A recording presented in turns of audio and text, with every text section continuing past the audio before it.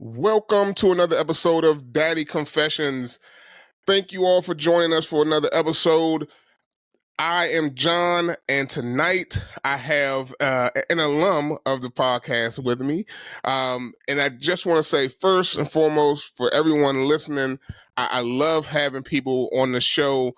But I also love the fact that you all come back and listen over and over again. This is a podcast that is for fathers and about fathers. Actually, not just for fathers, it's for all parents, right? And whenever we have conversations here, there's always a lot of great opportunity for every parent, man and woman, to learn a little bit about what other parents are going through. So here we are tonight, and I have with me Pastor James Izzard, my pastor. And Pastor, thank you for coming back to the show. Appreciate that. Appreciate you for being here. Absolutely. Happy to be here, man. I appreciate the invitation. I must not have messed up too bad the first time for you inviting me back. So. It is, you definitely did not. I think that it's always great to be able to have these conversations. And as you know, the podcast went on hiatus for a while. Last we spoke on this podcast, you were being spotlighted. We were talking about your family and your kids are grown now. I've watched them grow up over the years, and they off doing their own things, and still I get a chance to see them often, which is great. And they're very good kids, and I appreciate having been a little part of their lives over the years. So Yes, you were.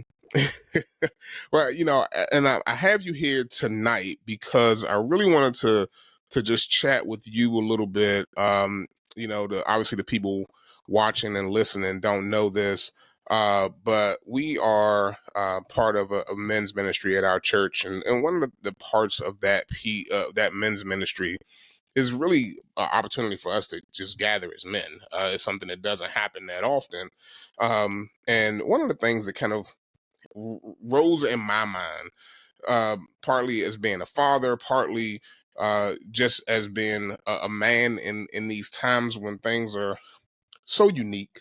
I will say unique, is that I wanted to just get an idea from you and maybe hear a little bit from you. You've been married for how long now? Remind me how long you've been married.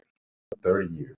30 years. You've been married 30 years, and 30 years of marriage, and you've been working a long time. You've been a parent for a long time, and when you are a man growing up in the world, you have different experiences.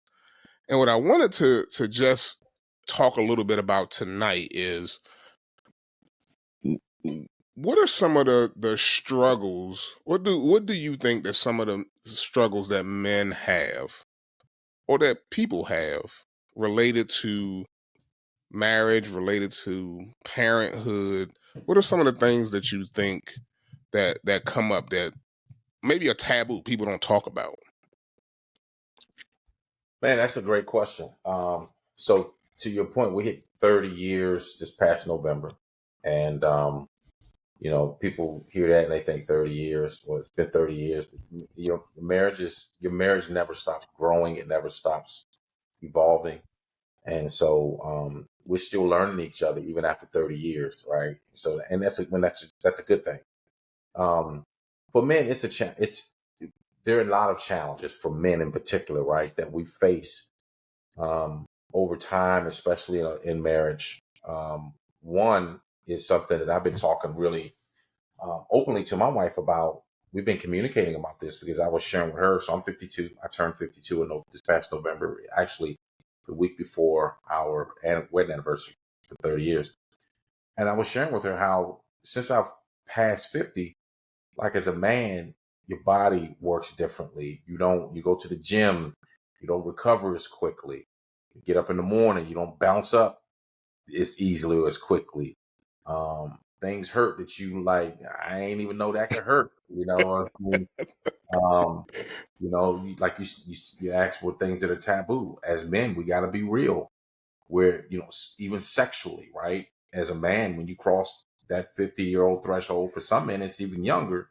You're not as vibrant as you once were. That's just a fact, Yeah. right, of life. So it's hard for as men. We're used to being able to command our body, whether it be physically or to do something or recover, and it doesn't respond the way that we used to respond. So I was talking to my wife about that, and I was saying, something that I think men need to really talk about openly is, when you get past a certain age, your body starts to act differently. It feels differently. It doesn't recover the same. You don't have the same level of strength. And I think men need to talk about that because Mm-hmm. a person who's very, very, actually, well, I'll say it this way: the individual who is my mental health and spiritual coach said something to me that has always stuck with me. He said, "What men don't work out, they act out. Mm. What men don't talk out, they act out." Mm. So, he was sharing that with me. He said, like, this is why a lot of men have affairs. Like, they turn 50, they have affairs. They turn 50, they get addictions they hadn't had before then. They turn 50, they go out and make big purchases. They do different. It's because they are trying to work out in their mind why they can't do now what they used to be able to do at 25 years old. Mm. And Mm. so psychologically, they begin to react and respond to that. And because they don't have anywhere to talk about it, they don't even know Wow. how to articulate it. They act out, and they don't realize that they're acting out. So to your question, John, I think that's something that as men we really have to be open and willing to really talk about and say, Wow. man, I don't know how to put words to this, but this is what I'm feeling. This is what I'm experiencing. My confidence level, all of these things. Yeah. We got to be able to talk those things out as men. Yeah. Wow.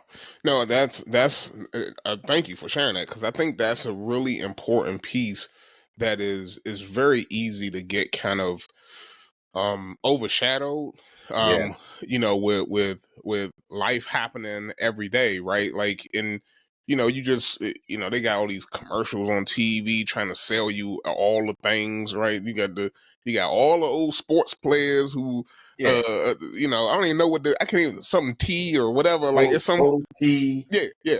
Yeah, It's always, it's something, right? And the reality of it is that there has to be some level of open conversation that yeah, goes along with all of that, right? Like, I've spoken openly on this podcast about going to see counseling for myself, and that's been a really important piece for me. And it's not easy to find somebody, and B, get to that point of opening up, but it's an important aspect of what we have to do as people, not just as men. I think yeah, as people in general.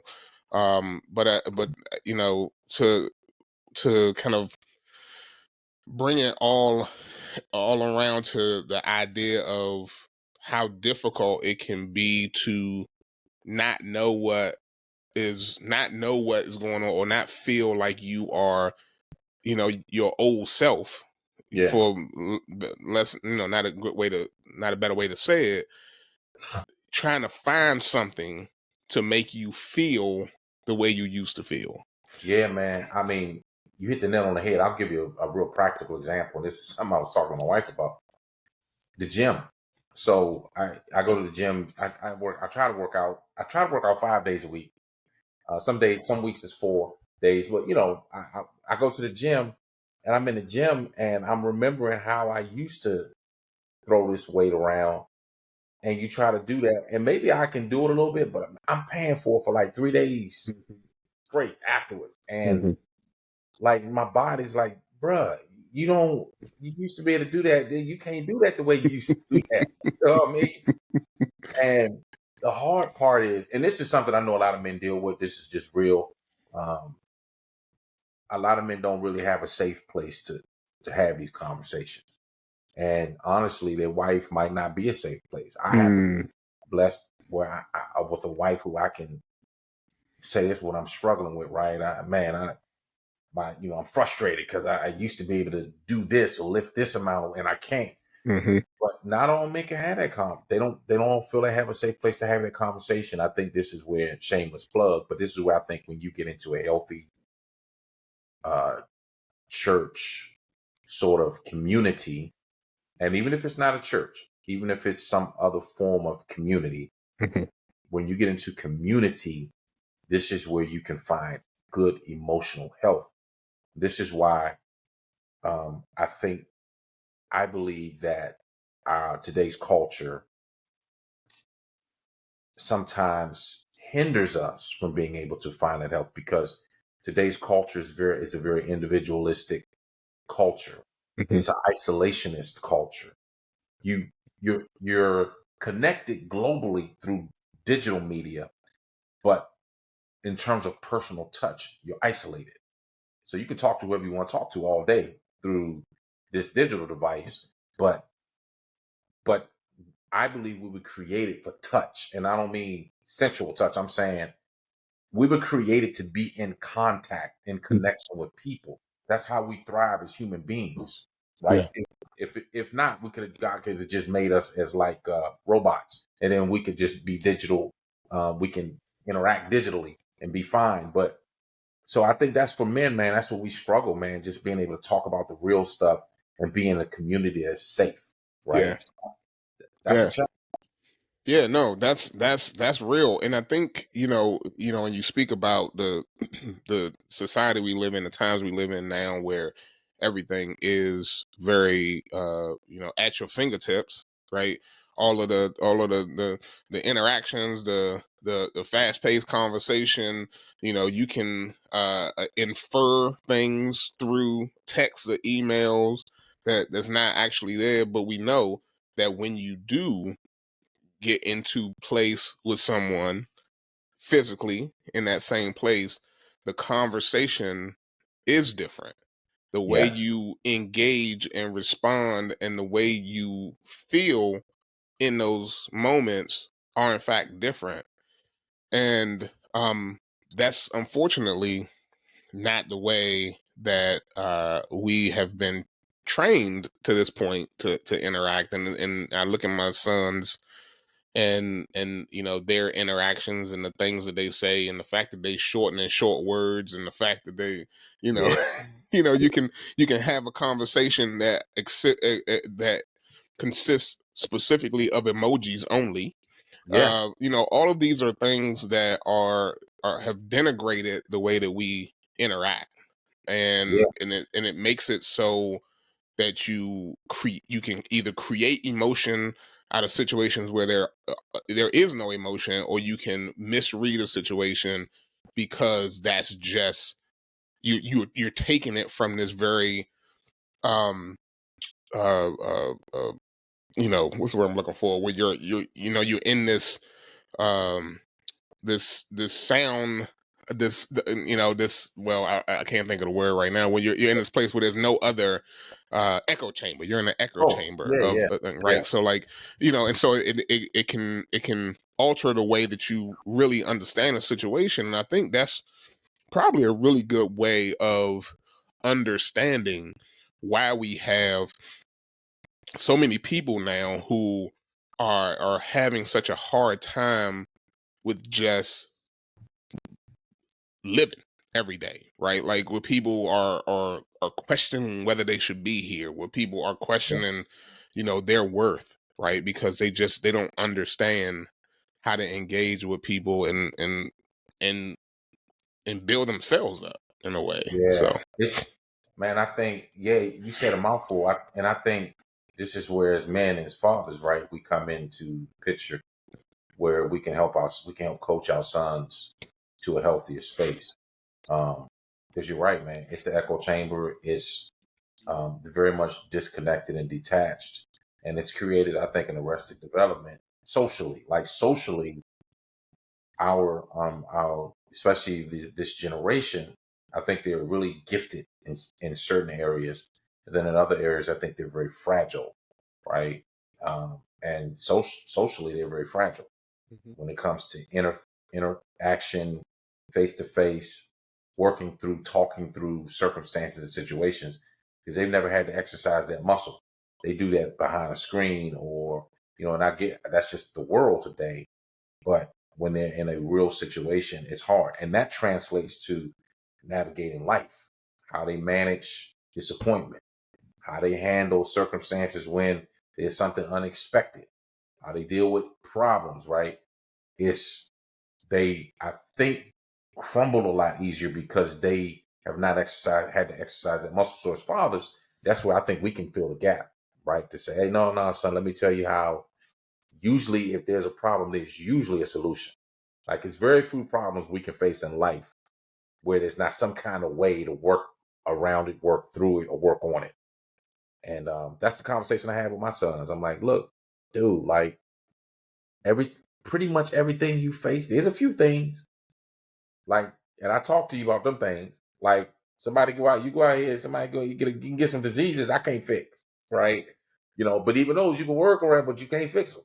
But most things in life, like most issues, problems, if you either give it time or some creativity, you can work on it. You can work through it. That we said something a little while ago about how there are situations where some people in relationships may not be able to go to their spouse Yeah, as the person who is part of their support system, right? yeah, yeah, For and that could be for many different reasons, right? yeah, They're not in a place mentally to understand what the situation is. I mean, and again, as like I said, the spouse, it can go either way, right? I may never understand menopause. yeah, Um and I don't care how many books I read or articles or whatever. And so there may be some components of it that I will never be able to, when my wife gets to that place, I may never be able to fully understand and be her support system in that area. And on the flip side of that, there are some things that men may deal with um as we age that are harder for our wives to understand. Um but there are moments for both husband and wives where we have to be part of that support system. And for some people, it's harder than others, right? And when you don't feel like you have someone, specifically the person who you're doing life with, right? yeah, Who understands, it can make things very difficult, because then who do you talk to? yeah. That's right. You find yourself in a space where you like, what do I do? Like, who? Because the person that I'm closest to, I can't even talk to. So, like, what do I do about this? Again, I think community is important, because if you got a community, meaning some brothers that you kind of close with, or you friends with, you trust, right? No matter where they are, you can connect with them. Hmm. What I have done at times, John, is I just share with you. I have a spiritual coach, a counselor, who, when I need to, I just reach out and call him. I mean, I'm raw with him. I'm Hmm. just, I said, man, this is the deal. This is what's going on. Like, this is what my head is. This is what's happening. Because I think every man needs that, man. But we got to be able to get out of that mindset of, like, I don't really want to ask for no help, or I don't want to really talk about what's going on with me. I'm just going to power through it, because we kind of made like that. We built like that Yeah. as men. We kind of like, Right. got to get it done, man. I got to work through it. Right.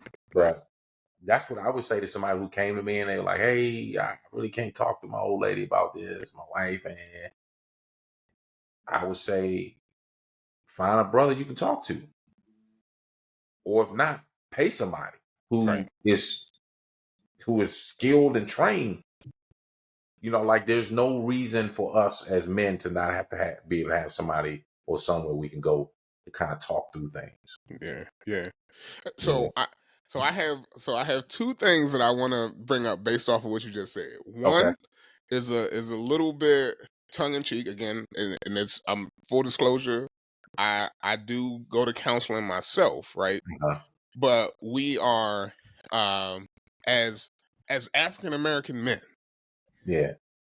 we have been told, not told, maybe never told, but we were kind of raised in an environment where you don't go and tell the family business outside the family, where Yeah. you don't talk about the issues that you have, and you grin and bear it. You know what Yeah. I'm saying? You Yeah. got to stand strong and work through it. And so, how do you?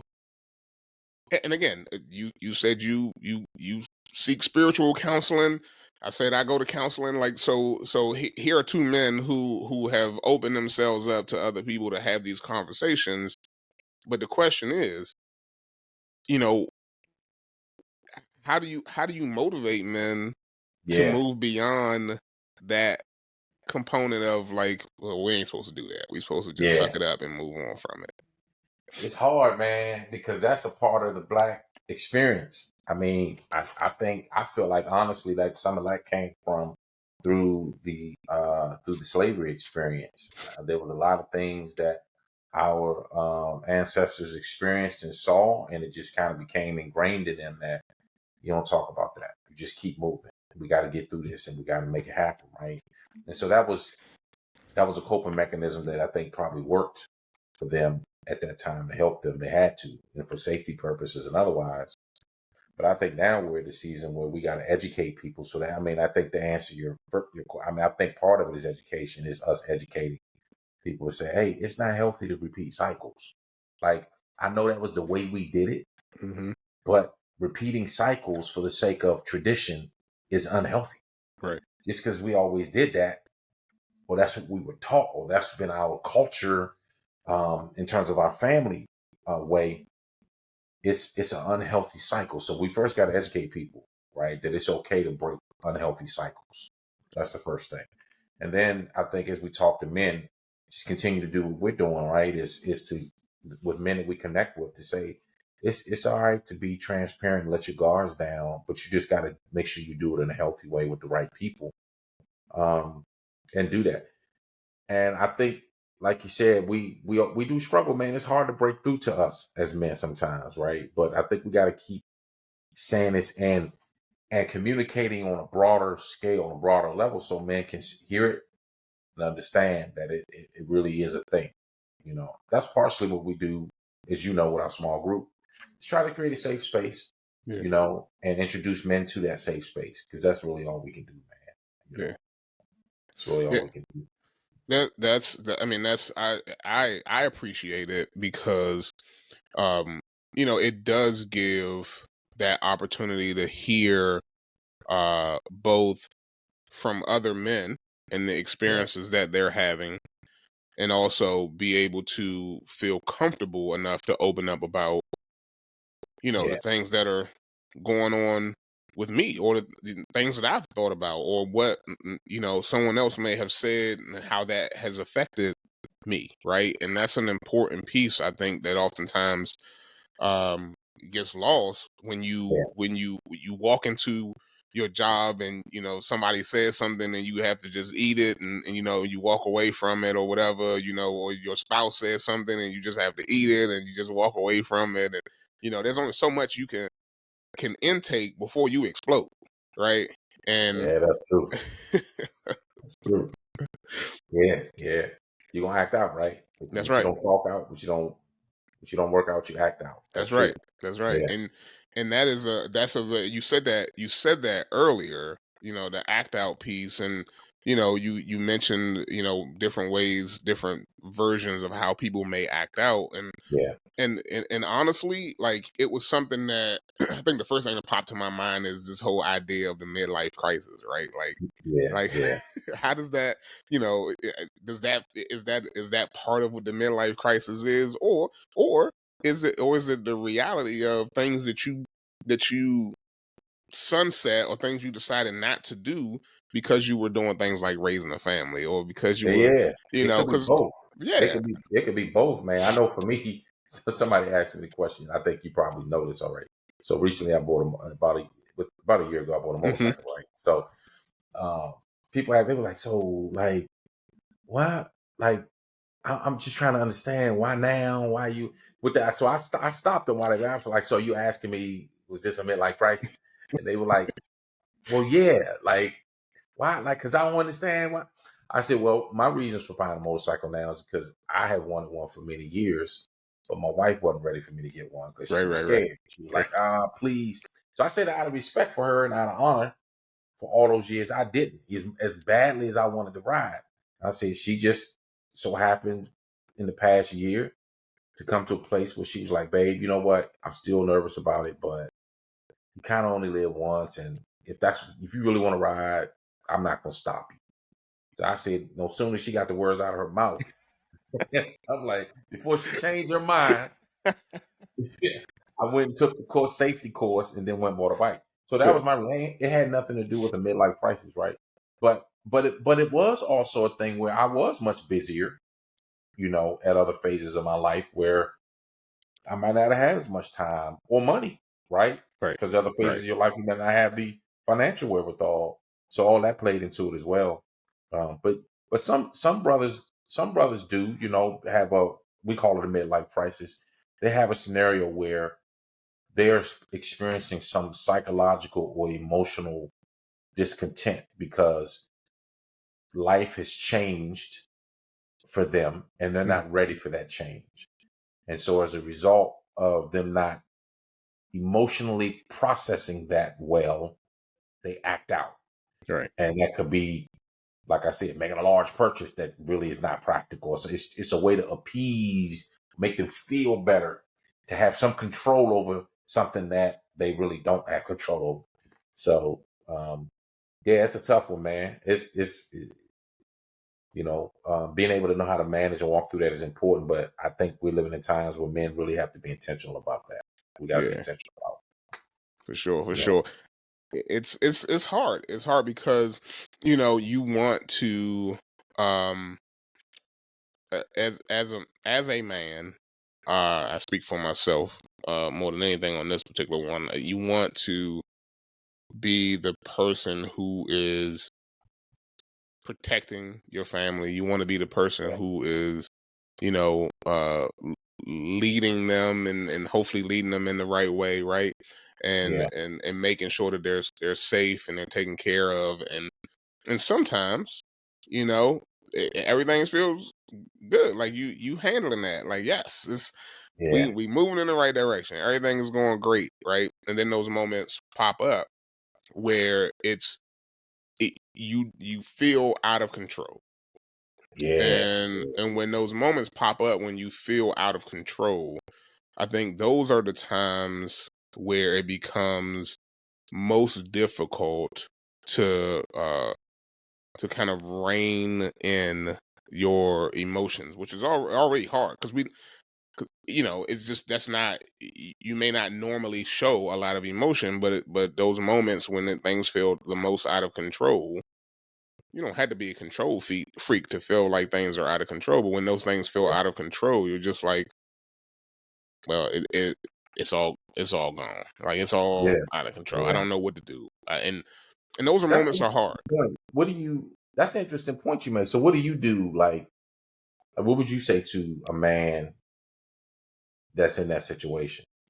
Yeah, that's a great question. I mean, I know that I know what I have been working on, and it doesn't always work, but I'm working on it, which Yeah. is those moments when I feel like I just I don't have control over the situation, or I don't know how to rein that back in. Those are the moments when I find myself really sitting quietly and trying to like gather myself, right? And that Gotcha. sometimes it is directly with prayer. Sometimes it is literally sitting on the edge.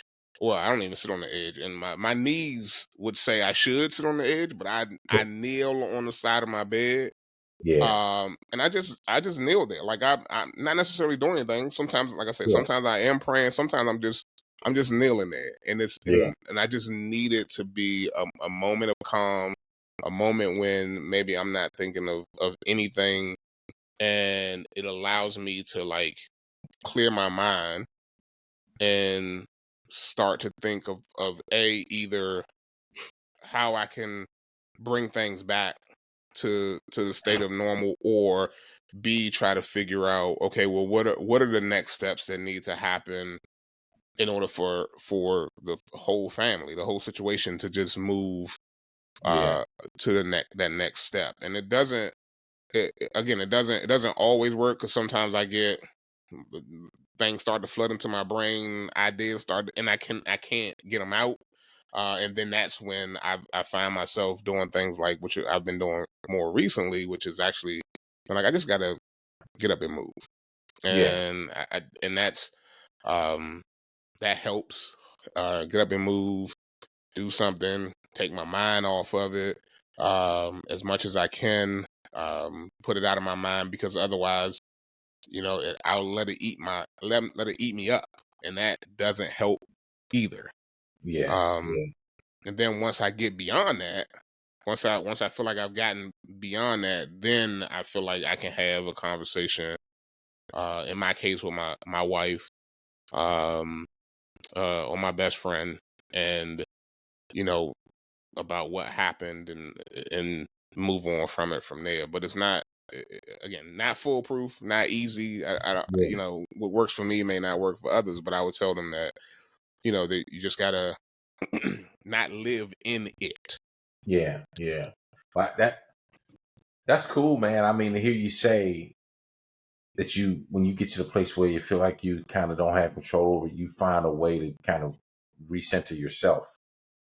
You know what I'm saying? To help you navigate it. That's that's profound, because that's the hardest thing to do when you feel out of control, Yeah, man. The emotions start hitting, the thoughts start coming.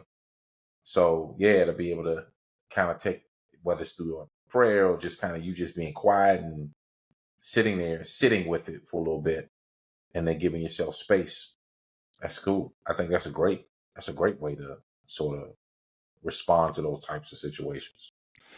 yeah. I mean, like I said, it don't always work, but Yeah, yeah, not yeah, nothing wrong with it. Yeah, yeah. We do better at some points than other points. right, right, right. Yeah, but I think it's an important thing, because I believe that oftentimes the reason why we, um as you said, you get out of control, you get into trouble, you is because it's far easier to just, um find something else to take our minds off of it in a destructive way, right? Like, Yeah, and yeah, it may not feel destructive to the person doing it, but it yeah, but it is, in fact, it's destructive to your, to your family situation, destructive to yourself. It's all, yeah, all those things are things that you have to be aware of, and that's very hard, because it's very easy to get into things. Very easy. yeah, Uh, for sure, for sure. Yeah, it is. It is. Especially these days, it yeah. definitely is. Yeah, I mean that's important. I mean that's why I think it jumped out at me when you said you kind of take time to get yourself in a space, a head space where you can manage it. Because I mean, to me, that's the whole key, right? Is do what you need to do, whatever that is, something healthy to get yourself into a healthy headspace where you can then navigate it. Because otherwise, yeah, you could become destructive, whatever that looks like, right? Whatever the situation is, do something destructive. That's kind of a natural tendency anyway, as men, right? Sometimes to do that, so we got to pull the strings back a little bit, pull Yeah. reins back. It was interesting to me, and I love to get your perspective on this. Is, oftentimes we hear people talk about, how people get themselves into these situations, or they get, they get addicted to things. I think you mentioned that earlier, Yeah, and one of the things that I have, you know, I am not a person who works out a lot, but I wonder if there's some version of, um that addiction that is not just focused on, drugs or alcohol, or what have you, but if it's focused on people who find a way to, um I hate this to maybe put it this way, but quote unquote abuse themselves, right? And even working out can be considered that in some ways, right? Where people go too far in the other direction for the sake of, um trying to find some control, trying to figure out, how to feel something or whatever that is. Like, what do you think about that? Like, Yeah, I think that's absolutely a thing. I think that's a thing. I think anytime you do anything or we do anything in excess, um, that it can become an addiction, even if it's something healthy or something that's theoretically good.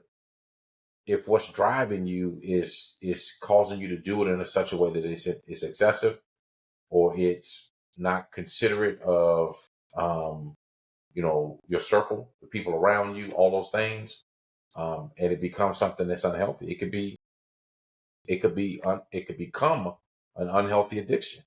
So mhm, I think that's true. I actually have talked to people in the past, specifically about working out, who acknowledged to me that, and these were people that if you look at them, you'd be like wow, like they are in great shape, extremely fit, but in moments of um, transparency, they have acknowledged to me that what drove them to try to be the best looking person in the gym was their insecurities. mm, It was the things that they had been wrestling with. And while other people look at them now and might think they're the best looking person in the gym, they still struggle with self concept, because everything was great out here, but it was still something broken in here.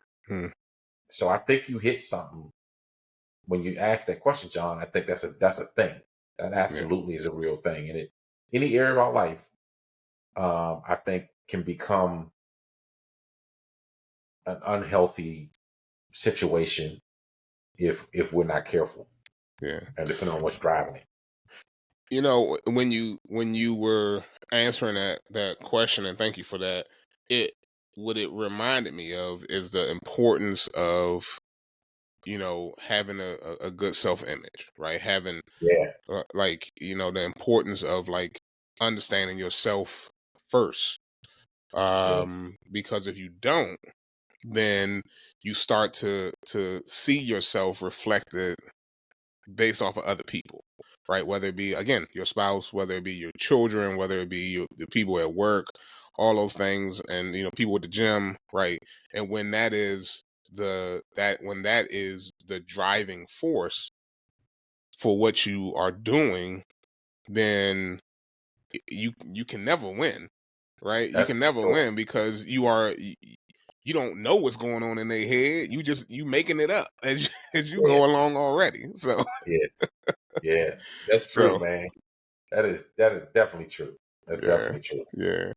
So we've been talking for a little while now. I really want to, I think, get to a place hopefully where we can, think about and maybe come up with some advice for some people out there. I think we've done that a little bit, but I guess my next question is, how can a man start a conversation if he's not used to talking about his feelings? Wow, that is that's a good question. So, it's a good question because a man who is not used to talking about their feelings probably have not really ever taken time to sit down and process Hmm. what they're feeling and attempt to put words to it. So if I were advising a man, we were talking, and he asked me that question, what I would say to him is, first thing I think you should do, what I would recommend you do, is to sit with your feelings and try to process the emotions that you're experiencing. And before you try to articulate them to somebody, write them down. Mm, Try to articulate them on paper, just between you and yourself. If you're a person of faith, between you and God. If you're not a person of faith, then just write them out. Because as you begin to kind of get it out, I think you begin to unlock something emotionally that will help your brain to process things better. So that would be my first advice. Somebody who's yeah, never done that, I would say, take time to sit with it, process it, think through it. It's not a right or wrong. Mm. answer. Just but write down what's coming to mind. Write down what you're feeling. Yeah. No, I agree with that wholeheartedly. I think that makes all the sense in the world, and that is a very hard thing for people to do, right? If you have been, if you're the type of person, or you've been in a situation or grew up in a situation where emotions were not shared, where where things were not shared, Very that is hard. getting over that piece of it is gonna that's the hardest part, right? Like understanding Very hard. yourself. That's part of understanding yourself, right? It Yeah. is, and that's a non that it is, and I think the reason I think that's a good first step is because it's a non-threatening Hmm. first step. You don't have to worry about judgment when you just writing it down to yourself. You don't have to worry about no. You don't have to worry about judgment. You don't have to worry about whether somebody's going to think about or feel about it. But again, the way we're made and our psychological makeup is we have to get stuff out. We have to Yeah. get it out. So that's a way of getting it out in a healthy way with no judgment. Um, but I would say to that point, John, if like the next step, if someone would ask me, I would say, okay, once you've kind of begun doing that, I would say to you, the next step is you can go to someone you trust. Maybe it's your spouse. If you don't have that kind of relationship with your spouse, go to someone you trust, and you can say to them, you can preface it and say, look, I want to talk to you, I want to holler at you, but I want to share something with you. But I'm not asking you for an answer. I'm not asking you for a uh, solution. I just need you to kind of be a listening ear, Mm. right? That's all. I want to take the pressure off of you. I'm not trying to, you don't have to give me a solution. I just need somebody that I can trust, I can talk to. And then you just disarmed them. And now you can have a non-judgmental conversation with another human being. Yeah. Right? Yeah. Yeah. So, That's fantastic. That's fantastic.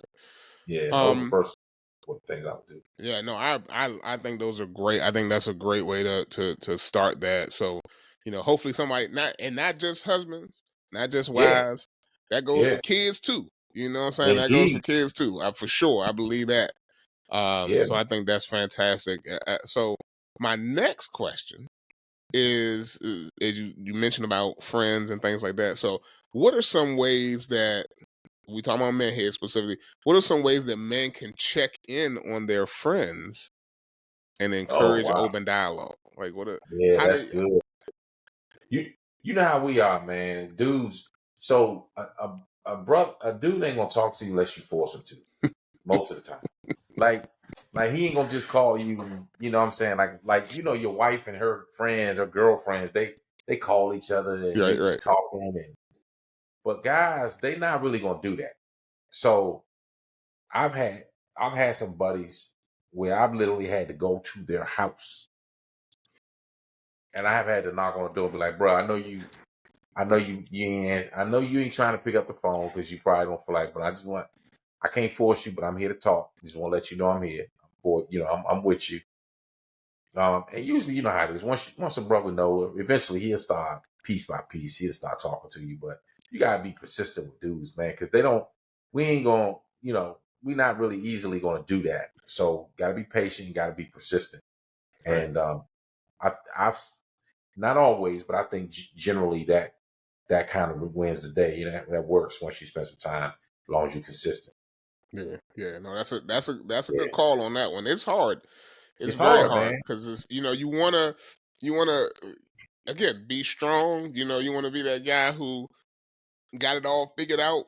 Don't nobody have it all figured out. We know that, but Nobody, but man. you don't want Nobody. nobody to know that you you don't got it all figured out. That's exactly right. You don't want nobody to know. You want to present it as though you do, but you Right. don't want anybody else to know. And then when you realize you don't have it all figured out, and you just want to kind of have a pity party, you want to do that by yourself. You don't want Yeah. nobody else around. You know what I Yeah. mean? Yeah, That's right. That's right. yeah, It's tough, and I've had I what I found is that sometimes you mentioned going to your friend's house. Sometimes it actually helps also to get out together, yeah. Yeah, and that's true. when you can get out together, just go out and have dinner. You know what I'm Yeah, saying? Hang out. You could be maybe watch the football game, basketball game, and all of a sudden stuff start coming out. This That's like true. the conversation changed. Like, man, you know what? I've been having this, issue with this, that, or the other, and sometimes that happens as well. It's a change of location. It's the opportunity to let their guard down in a different Yeah, environment. All those things can also be a part of that as well. yeah, And because sometimes it's the issue that exists is actually one that is created, not all the time, sometimes by the home environment, right? And yeah. That's that, and true. so you need Yeah, that can change in location. that's Um, true. That and so helps. I found that sometimes, I have to literally make a date with my friends Yeah, to get them out of that environment. We go yeah. out. Just to change up the scenery for 'em. Yeah. Yeah, Yeah. that's good. Yeah. That's a good Yeah. point. That's a really good So point. That's a great point. It really is. yeah. Yeah, So it's I didn't know that was a thing until I got older. yeah, Then I realized I was like, okay, that's how it just flow right out when we yeah. when we out doing something else. So It opens up their mind in a different way, and then yeah. they just start talking. Yeah. Yeah. Yeah. That makes sense. That So makes I guess we it's this has been a great conversation. I've really enjoyed it. Yeah, I me don't too, man. I appreciate it. I don't want to and I know we brought up spouses and things like that a little bit. I do want to touch on this one piece Okay. because I think that it oftentimes goes back to the whole idea of maybe people feeling not as closely connected to their spouse as their person or what have you, right? But um how how do you think um ooh, let's see, how do I word this question? I think it's um one of the things earlier we talked about, like being able to express yourself to other people, being able to express your feelings, share those feelings. um you know how do you how should a person handle a situation where those things that they have expressed to someone who they confided in, who they thought they could confide in, when those things get used against them, maybe in an argument or in a situation where it gets told to somebody else? Like, how should someone, how can somebody handle that? That's like it's almost like a setback, right? It's Yeah, so it's not almost a setback. That's a big setback. That's hard. yeah. That's a because that now you violated someone's trust. They start to see you in a different light. So that's a tough one. I think to me the answer is it depends, right? Not to sound like an attorney. They say everything depends. But to me it depends. If it's a friend, you would may handle it one way versus if it's a spouse, right? Uh, if it's a spouse, that's the person that's closest to you. To me, I think a conversation has to be had, sure, right? To say, look, I shared this with you in confidence, and you violate that confidence. If I can't trust my own spouse, then it's hard to have any kind of significant, deep level conversations. But if it's a friend, I think you still can have that conversation. But then you really got to gauge whether or not you want to really share what level of information you want to share with them going forward. Right? Hmm. That's that's important. But then you got to deal with the disappointment and the hurt that you feel now as a result of that.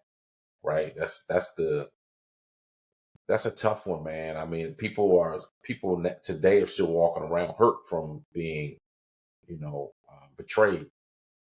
But I know with couples, especially in marriage, always like when we talk to couples, my wife and I are done marriage counseling, and when we talk to each other for that matter, we just agreed that things that we've resolved in the past are in the past. We can't bring them up.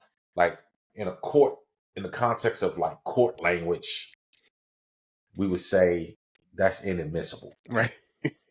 right? That's inadmissible. That evidence is inadmissible Right. Right. Right. Right. because Right. it's already been addressed. It's already been dealt with, right? Or it doesn't apply to this situation. You saying, well, 5 years ago you said this and that, but we're talking about something totally different. Like this don't Right. apply, so this is Right. inadmissible. Right. So Right. we would have the rules of engagement.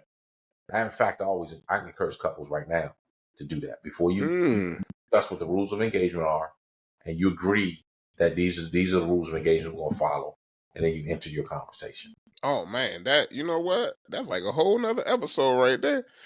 Rules of engagement. Yeah, That's man. like, the first thing that came to my mind is an old movie called Romance in the Stone. Oh yeah, And yeah, yeah, yeah, I ain't seen it in a long time, but I think I remember the people trying to kill each other. So yeah, yeah, yeah, yeah, and that but rules of engagement are important, right? Because it also it absolutely helps to put into context how you engage in a conversation.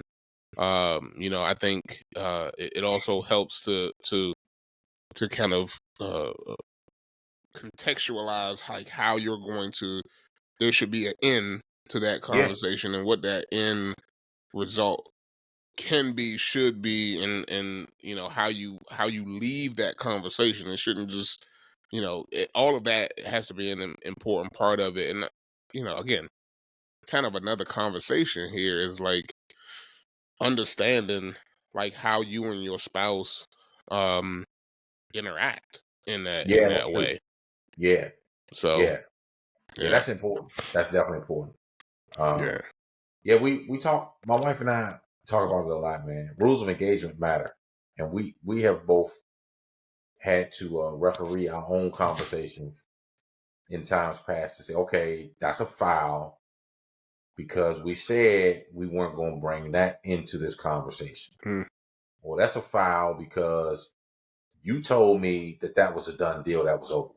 Right, right, right, Right? right. So when you do that, it's kind of like as long as both parties agree to the rules of engagement ahead of time, you do that. It keeps things, to me, it keeps things really more focused. Um, and there's rules of there's like specific rules of engagement, right? And one of them is one of them is if the conversation gets so heated that it becomes unproductive, we both agree we're gonna discontinue the conversation There you go. until a time we both are more settled and we can talk more productively about it. We're agreeing to that on the front end. Yeah, yeah, yeah. So, No, but I agree with that. That's hey, I might have to I might have to yeah, work man, on some rules of engagement. we all do, bruh. We all do. After 30 years, we still have to have rules of engagement. We still have to have rules of engagement. Yeah, for sure.